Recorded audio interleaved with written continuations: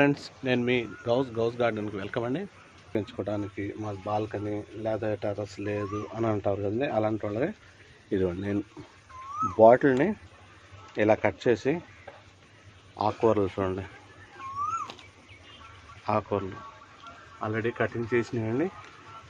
ఇలా థ్రెడ్డింగ్ చేశానండి, bottles cutting చేశాను. దీంట్లో కూడా ఆకుకూరలు వస్తున్నాయండి, చాలా బాగా ఉపయోగపడుతుంది.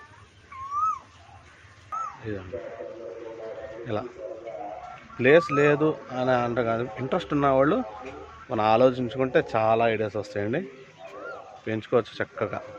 ఇది అదని కాదండి. ఓకేనా? నచ్చితే లైక్ చేయండి, షేర్ చేయండి, సబ్స్క్రైబ్ చేయండి.